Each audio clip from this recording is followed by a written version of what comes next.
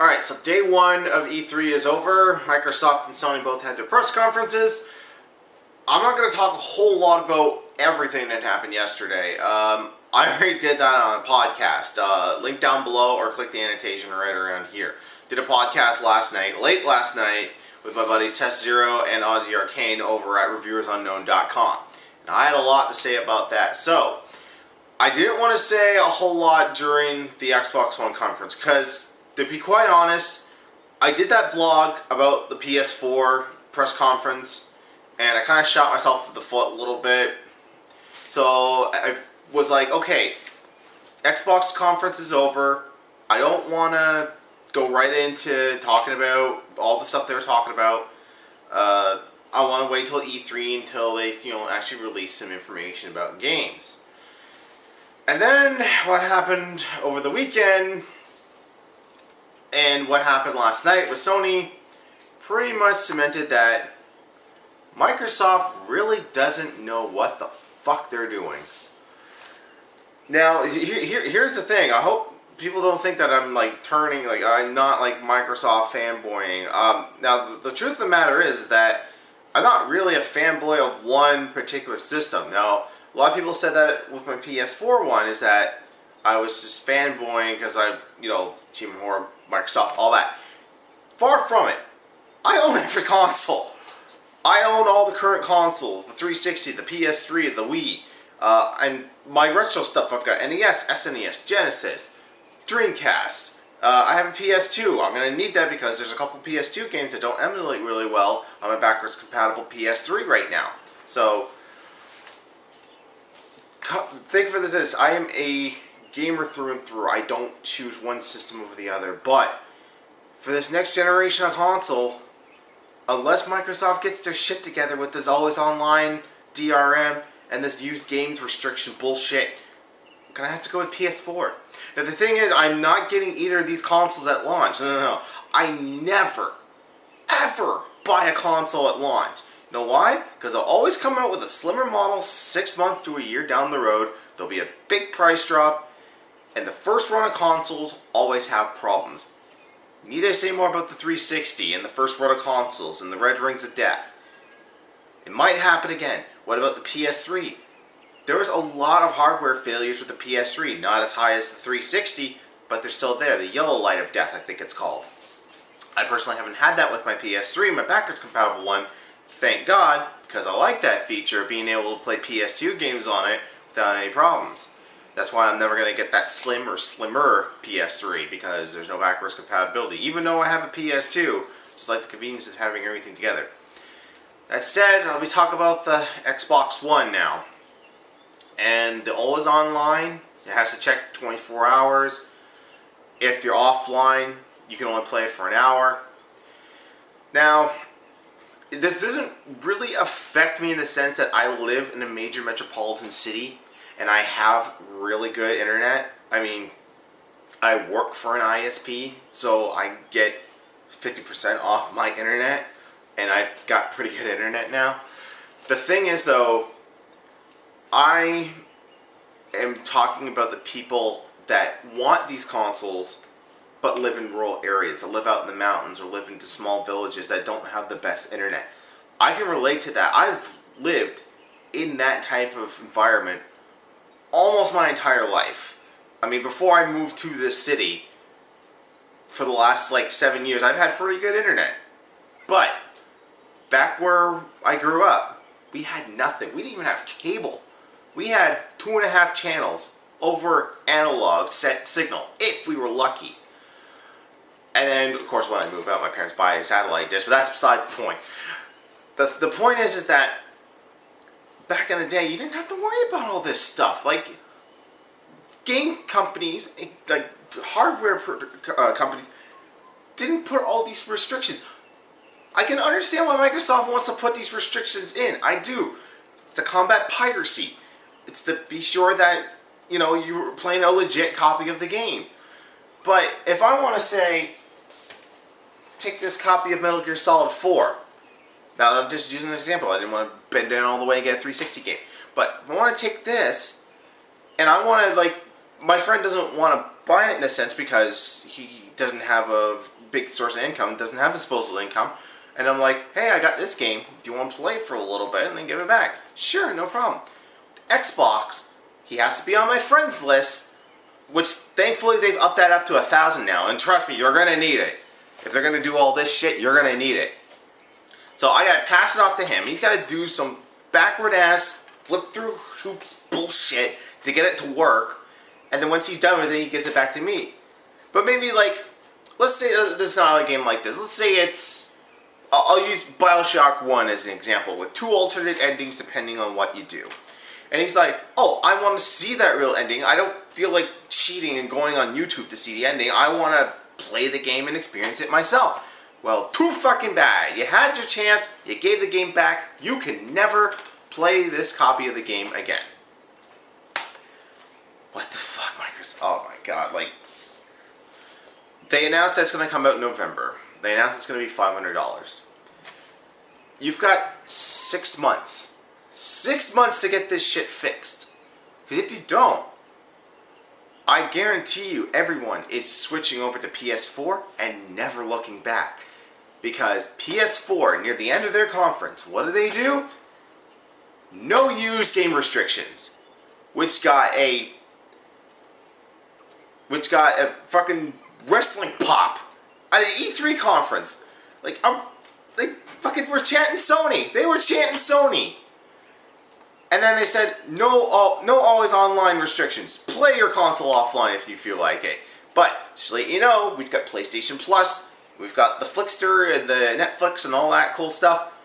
It's all waiting for you when you decide to hook that thing up online. Don't need to keep it constantly online. But just know, here's all the features that we have for you. I suppose I should talk a little bit more about the Xbox One and what they announced there. Halo 5, no fucking surprise. Surprise was Killer Instinct. I think the internet blew their collective load at the same time when KI was revealed. And they used that to slide in Twitch integration. You're gonna be able to stream your games to Twitch TV. Now, as a broadcaster myself, I can say that making this streamlined for people who don't want to spend maybe $200 on an Elgato HD capture device, which, by the way, is the best capture device. You guys should go out and buy it right now. It's available in Best Buys and Future Shops across Canada. Get it on their website. Trust me, I've dealt with a ton of capture devices in my life. This is the most streamlined. This is the one that works the best, gives you the best picture quality, and works great with XSplit. Now I'm done shelling out for Elgato. So this Twitch thing is good for people that, you know, don't want to spend the money on a microphone, don't want to spend money on a webcam, don't want to spend money on an Elgato HD capture device to stream their consoles like this. If Xbox One's the only thing you're going to get, cool, you can upload this, you can stream to Twitch, but guess what? You're limited to the Xbox One. Me on the Elgato, and thanks to that cool cable I bought a few weeks ago, I can literally stream anything. Anything. My Xbox 360, my Wii, my PS3, my Super Nintendo, my Genesis, my Dreamcast. The whole thing is there's so many hours in the day, and I've got so many games to play, and I just elbowed my girlfriend's shelf of Tomb Raider stuff. Sorry, honey, didn't mean to do that. So, now, again, let me iterate. Neither of these consoles I am buying at launch because of the too much of a high percentage of fail rate.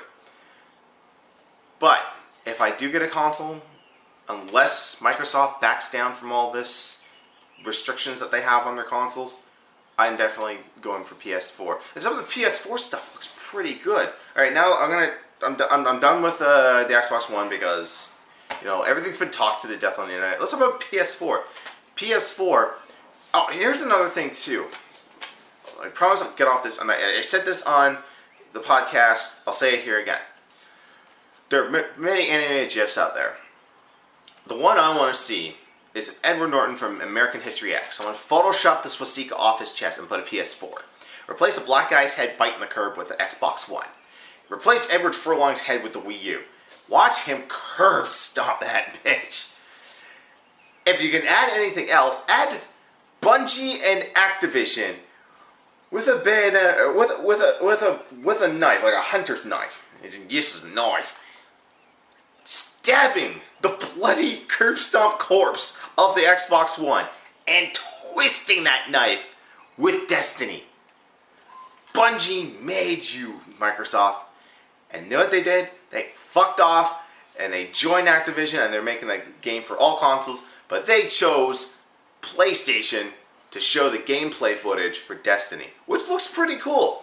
Kind of like it's an open world MMO, first person shooter. Little influences of Halo here and there with the battle rifles and the Guilty Spark 343. And there's some speeder bikes in there, because I saw at the end they were coming in with like speeder bikes, which looks cool. By the way, quick thing on EA, Battlefront, make it and get it out to us as quickly as possible without sacrificing quality, please. Been hunting for a new Battlefront game for years. Battlefront 2, for some reason, will not work on my PlayStation 3. Whenever I try to play a game, it fucking freezes, and I'm pissed off about it.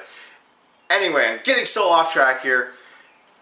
But yeah, Sony won E3. Doesn't matter what Nintendo's going to do in a few minutes, or Nintendo Directs in a few minutes. Doesn't matter what they're going to do. Sony won by saying, we're not going to have always online restrictions. We're not going to have used game restrictions. You got this copy of Metal Gear Solid 5. This is 4, I know, but 5. You got Metal Gear Solid 5. You're done with it. You want someone else to experience it? Here you go. Give it to them, give it back. They even put up a video on their official YouTube channel, which I'll link right here. They put up a video that shows how do you trade games with somebody. Thank you. I said it to Ozzy and Tess last night. I said, it's kind of reminiscent of the console wars of old when you had, the Genesis has blast processing, Super Nintendo doesn't. But what does blast processing do? Or the Jaguar commercials where they throw the SNES and the Genesis in the toy box and their kids' toys, Jaguars, the real console. That video kind of feels like this, but Tess said it best last night. This was not a console war. This was a mercy killing. They took Xbox One behind the woodshed and put 2 right between their fucking eyebrows. Now, a lot of you might be thinking, what does this mean for your show, The Achievement Whore? I don't know. Because of all the stuff Microsoft's doing, I don't know. I know they're going to be supporting Xbox 360 for the next few years. I don't know what I'm going to do now with this show. I might make a uniform where I'm not solely behind the 360, because to be quite honest, you can get achievements in other games. I mean, trophies are like achievements, they just don't give you the score. I think that was my big allure with achievements, is that it gives you a score, it gives you point value. With PlayStation, they give you like colored trophies, bronze, silver, gold, and then platinum when you 100% them. The Wii U, to my knowledge right now, and I'm sorry I don't really look too much into the Wii U because it's not really doing all that well. I don't think they have an achievement system. If they did, I would totally do videos about that once I get a Wii U. But the structure of this show may change. I haven't decided yet. I actually have 3 episodes to go before I finish off what's going on. You guys have been noticing those little dark thingies. Those will all be explained. So yeah, Sony won. Microsoft, you got 6 months to fix your shit.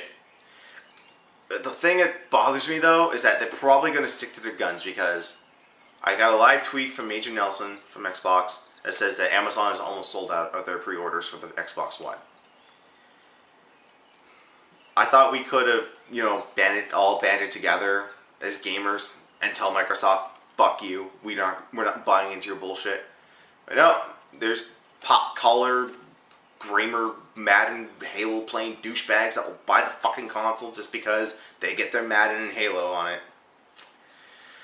We're better than this, people. We're better than this. Anyways, I'm going to upload this now, and I'm going to go watch Nintendo Direct because I want some more information about the new Smash Brothers. So, see you next time, guys.